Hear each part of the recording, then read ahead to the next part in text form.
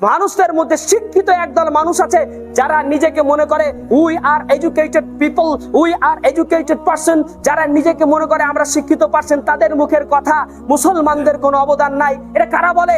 মুসলমান ঘরের একদল না পড়া অজ্ঞ মূর্খ টিচাররা তারা বলে থাকে মুসলমানদের ওলামাদের কোনো অবদান নাই। এরা দেশ বুঝে না, এরা রাজনীতি বুঝে না, এরা লড়াই বুঝে না, এরা যুদ্ধ জিহাদ বুঝে না, এরা দেশের কোনো প্রেম প্রীতি ভালোবাসা বুঝে না, এরা শুধু ধর্ম নিয়ে পড়ে থাকে, এরা শুধু মসজিদ নিয়ে পড়ে থাকে, এরা মাদ্রাসা নিয়ে পড়ে থাকে। যদি বড় বড় মিথ্যা কথা পৃথিবীতে থাকে তার মধ্যে এটা একটা বড় মিথ্যা কথা। দারুল উলুম দেওবান প্রতিষ্ঠিত হয়েছিল একমাত্র এই দেশকে স্বাধীন করার জন্য, ইংরেজদেরকে বিতাড়িত করার জন্য।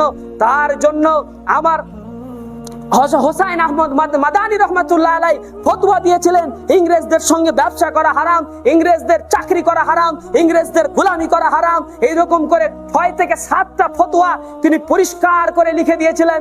পরিষ্কার করে ফতোয়াটা হোসাইন আহমদ মাদানী লিখে দেওয়ার পরে তিনাকে জেলে দেওয়া হয়, তিনাকে কারাদণ্ডে দণ্ডিত করা হয়। তারপরে আবার তাকে আরেকটা সুযোগ দেওয়া হয়েছিল শেষ কথা বলার জন্য।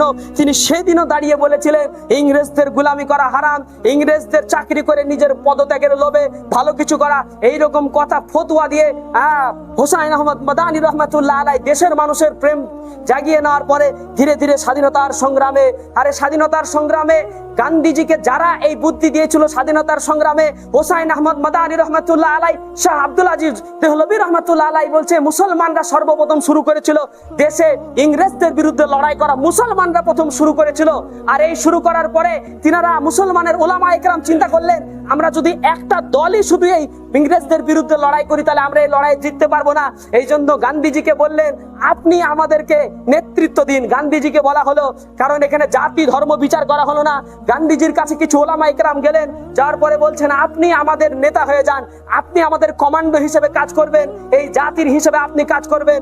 ওনাকে মেন দায়িত্ব দিয়ে দেওয়া হলো, অ্যাসিস্ট্যান্টও বানানো হয়নি, ওনাকে কর্মচারী, ওনাকে অন্য কোনো পজিশন দেওয়া হয়নি, ভালো একটা পজিশন দেওয়া হলো।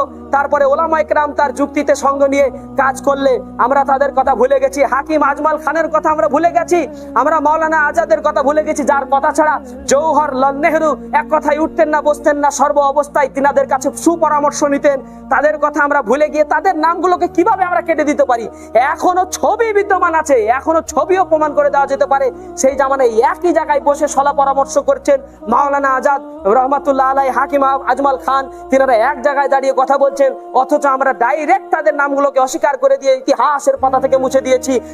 মুসলমান সারা দেশের মানুষদেরকে বলি, ইসলাম বিদ্বেষী মানুষদেরকে বলতে চাইবো, যারা ধর্ম বিদ্বেষী মানুষ তাদেরকে শেষ কথা বলে আমি আজকের আলোচনাটা ইতি করতে চাইছি। আপনি যতই দেশের ইসলামের ইতিহাস, যতই আপনি মুসলমানদের ইতিহাস মুছে দেওয়ার চেষ্টা করুন না কেন, সত্যকে কোনোদিন গোপন করা যায় না।